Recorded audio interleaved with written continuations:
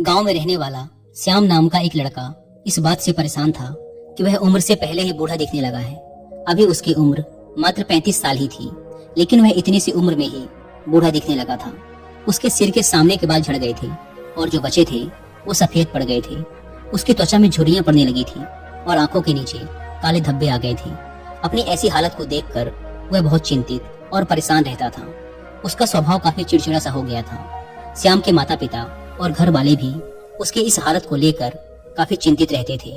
श्याम के पिता ने श्याम की इस समस्या का समाधान खोजने की बहुत कोशिश की।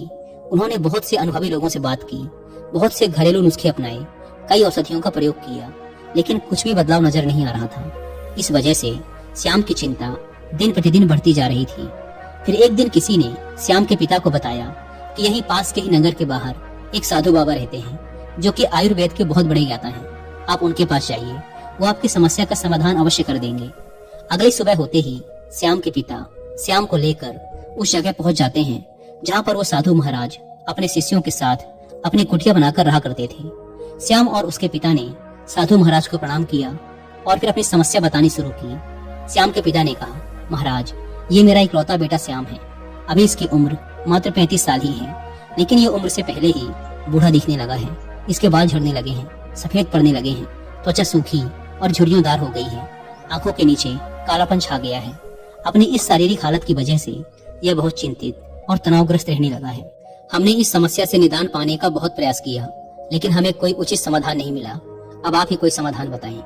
साधु महाराज ने श्याम के पिता की सारी बात पूरे ध्यान से सुनी और फिर कहा, आयुर्वेद में इंसानी शरीर को लंबे समय तक जवान और स्वस्थ बनाए रखने के लिए बहुत से नियम बताए गए हैं, लेकिन आज मैं उनमें से 12 ऐसे नियम बताऊंगा जिनका अगर तुम्हारे बेटे ने सही से पालन किया तो सिर्फ कुछ हफ्तों या महीने भर में ही तुम्हें इसके चमत्कारिक परिणाम दिखने शुरू हो जाएंगे। और अगर इन नियमों को तुम लोगों ने अपने जीवन का हिस्सा बना लिया तो तुम्हारी उम्र रुक सी जाएगी और तुम एक स्वस्थ और दीर्घायु जीवन के मालिक बनोगे। पहला नियम, लंबे समय तक स्वस्थ और जवान बने रहने के लिए तनाव मुक्त रहना जरूरी है।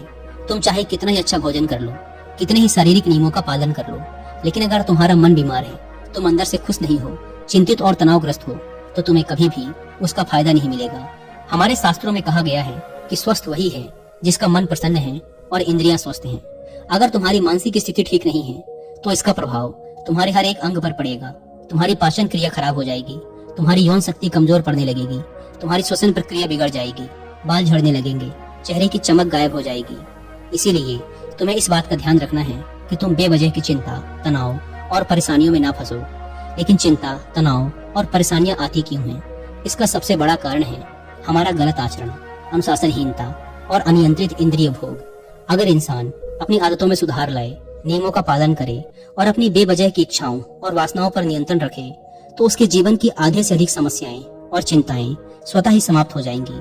तो पहला नियम है, चिंता और तनाव से मुक्त रहो और इसके लिए अपनी आदतें सुधारो व वासनाओं पर नियंत्रण रखो। दूसरा नियम, अपनी रीढ़ की हड्डी को सीधा रखो व पेट से भरकर गहरी सांस लेने की आदत डालो।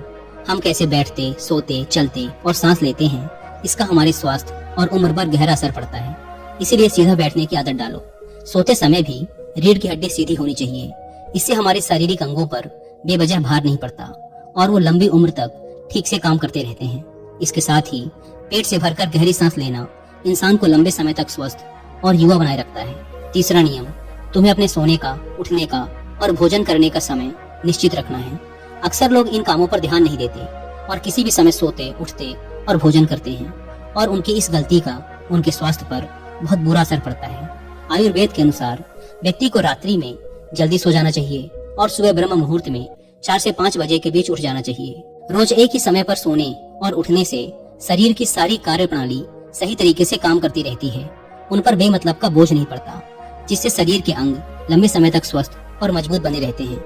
साथ ही इस अनुशासन का पालन करने से हमारा भोजन समय से पच जाता है और सुबह हमारा पेट अच्छे से साफ हो जाता है, जिससे कब्ज की समस्या नहीं होती, क्योंकि कब्ज में हमारा सड़ रहा भोजन आंतों में फंस जाता है, जो कि पेट के अंदर हवा और विषैले पदार्थ पैदा करता है, जो कि बहुत सी शारीरिक बीमारियां पैदा करने के साथ साथ त्वचा को रूखा और झुर्रीदार बनाता है। इसीलिए एक अनुशासित जीवन जीने का प्रयास करो और अपने सोने, उठने व भोजन करने का समय निश्चित रखो, क्योंकि जिस व्यक्ति के खाने का समय निश्चित नहीं, सोने का समय निश्चित नहीं, जो बस अस्त व्यस्त है, जिसके जीवन में कोई अनुशासन नहीं, उसका जीवन चिंता और तनाव से भर जाता है। और जो हर समय चिंता और तनाव से भरे रहते हैं, वे बहुत ही जल्द बूढ़े हो जाते हैं और अपना पूरा जीवन भी नहीं जी पाते। इसीलिए जीवन में अनुशासित बनो और एक नियम का पालन करो। साधु महाराज ने श्याम और उसके पिता से कहा, चौथा नियम, हमेशा अपनी भूख से थोड़ा कम भोजन करें। आयुर्वेद में एक कहावत है कि जो कम खाएगा वो लंबा खाएगा, यानी जो व्यक्ति अपनी भूख से थोड़ा कम भोजन करता है वो लंबे समय तक जीता है। और इसका कारण ये है कि जब हम बहुत ज्यादा भोजन कर लेते हैं तो हमारे पेट में भोजन को पचाने के लिए जो पाचक रस निकलते हैं वो पर्याप्त नहीं होते इतने सारे भोजन को पचाने के लिए, जिससे फिर वह भोजन पचने की बजाय पेट में पड़ा पड़ा सड़ने लगता है और बहुत से विष पैदा करता है, जो कि रक्त के माध्यम से हमारे पूरे शरीर में फैल जाते हैं और तरह तरह की बीमारियों के रूप में बाहर आते हैं। इसीलिए भोजन चाहे कितना ही सात्विक, कितना ही हल्का क्यों न हो, उसे हमेशा इच्छा मात्रा से थोड़ा कम ही खाना चाहिए। और हल्का व कम भोजन करने का एक फायदा ये भी है कि अगर कभी कुछ ऐसा खा लिया जो हमारे शरीर के लिए सही नहीं है, तो वो भी आसानी से पच जाता है और हमें ज्यादा परेशानी नहीं होती, क्योंकि ग्रहण किए गए भोजन की मात्रा कम थी। साथ ही कम भोजन करने से हमारा शरीर आलस्य, थकान और भारीपन से मुक्त रहता है। पांचवा नियम, हर दिन 16 घंटे उपवास के नियम का पालन करो। रात का भोजन जितना जल्दी हो सके उतना जल्दी कर लो। जैसे अगर रात का भोजन 8 बजे किया है तो अगले सुबह 12 बजे तक कुछ मत खाओ, और अगर रात का भोजन 7 बजे किया है तो सुबह 11 बजे तक कुछ भी ठोस चीज मत खाओ। इस 16 घंटे के समय के दौरान तुम नारियल पानी या किसी सब्जी या फल का रस पी सकते हो, लेकिन इस दौरान भोजन मत करो।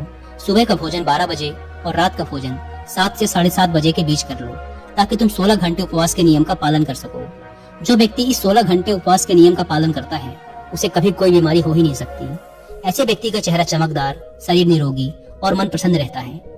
लेकिन कुछ व्यक्तियों को लगता है कि कम खाना खाने और उपवास करने से शरीर कमजोर हो जाता है, लेकिन ये सच नहीं है। असल में 16 घंटे उपवास करने से हमारी आंतों में फंसा अधपचा भोजन अच्छे से पच जाता है। इस समय जब हम कुछ नहीं खा रहे होते तो हमारी प्राण शक्ति स्वतंत्र होती है और वह इस समय का उपयोग शरीर में जमा गंदगी को बाहर निकालने और शरीर के टूट फूट को सही करने में करती है। और जिस व्यक्ति के शरीर में कोई गंदगी जमा नहीं है उसका शरीर उम्र से ज्यादा जवान और स्वस्थ रहता है। छठा नियम, भोजन करने के तुरंत बाद पानी नहीं पीना। आयुर्वेद के अनुसार भोजन करने से 40 मिनट पहले पानी पीना सबसे उत्तम है। भोजन करने के दौरान अगर जरूरत महसूस हो तो कुछ घूंट पानी पिया जा सकता है, लेकिन भोजन करने के तुरंत बाद पानी पीना जहर पीने के समान है। ऐसा इसीलिए क्योंकि भोजन करने के तुरंत बाद भोजन को पचाने के लिए पेट में अम्ल निकलता है, जिसे जठराग्नि भी कहते हैं। और जब हम भोजन के तुरंत बाद पानी पी लेते हैं तो हमारी जठराग्नि शांत हो जाती है, जिससे भोजन ठीक से पचता नहीं और पेट में पड़ा पड़ा सड़ना शुरू कर देता है, जिससे विभिन्न प्रकार की पेट से संबंधित बीमारियां जैसे कब्ज, गैस बनना, खट्टी डकार आना इत्यादि होनी शुरू हो जाती हैं। और फिर जैसे कि हम सभी जानते हैं कि कब्ज सभी बीमारियों की जड़ है, और फिर ये बीमारियां हमारे शरीर को उम्र से पहले ही बूढ़ा बनाना शुरू कर देती हैं। इसीलिए भोजन के तुरंत बाद पानी पीना छोड़ दो। पानी हमेशा भोजन करने के 1 घंटे बाद पियो। सातवां नियम, ईश्वर पर भरोसा रखो। जो लोग ईश्वर पर भरोसा नहीं रखते वे जिंदगी में हमेशा परेशान रहते हैं, जिससे वे अपनी सेहत का ख्याल भी नहीं रख पाते। भगवान पर भरोसा रखकर काम करने वाले लोग कभी भी ज्यादा चिंता और तनाव में नहीं रहते, क्योंकि वो अपने काम के परिणाम को ईश्वर पर छोड़ देते हैं, जिससे उनका ध्यान परिणाम की चिंता से हटकर अपने काम पर आ जाता है। और जो व्यक्ति परिणाम की चिंता किए बिना अपना काम करता है वह उस काम में सफल जरूर होता है, और अगर किसी कारणवश सफल नहीं हुआ तो वह चिंता और निराशा के घोर सागर में कभी नहीं डूबता और उसका स्वास्थ्य बर्बाद होने से बच जाता है। आठवां नियम, चीनी और नमक का सेवन कम करो। चीनी के अत्यधिक सेवन से मोटापा और रक्त में शर्करा की मात्रा अधिक हो जाती है, जो कि बहुत सी गंभीर बीमारियों का कारण बनता है।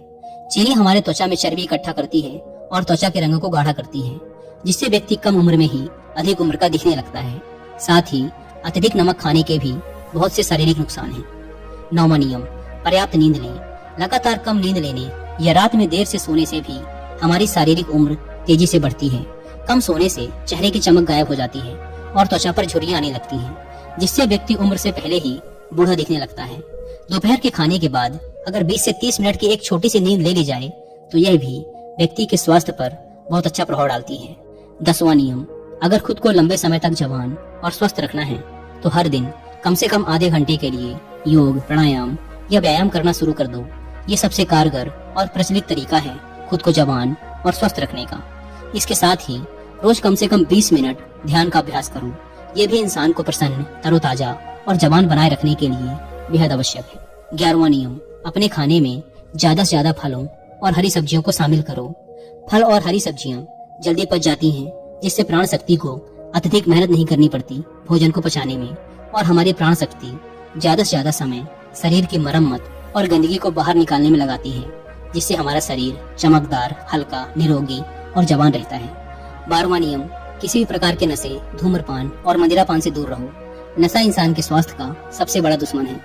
नशा और धूम्रपान करने वाला व्यक्ति शारीरिक रूप से तो परेशान रहता ही है, साथ ही वह अपनी उम्र से बहुत पहले ही बूढ़ा और कमजोर दिखाई पड़ने लगता है। इसीलिए किसी भी प्रकार के नशे को अपने जीवन का हिस्सा मत बनाओ। तो ये थे वो 12 नियम जिनका पूरी ईमानदारी से पालन करने के बाद श्याम के जीवन में चमत्कारिक बदलाव आने शुरू हो जाएंगे। श्याम और उसके पिता को उनकी समस्या का समाधान मिल चुका था। उन्होंने साधु महाराज का धन्यवाद किया और खुशी खुशी वहां से चले गए।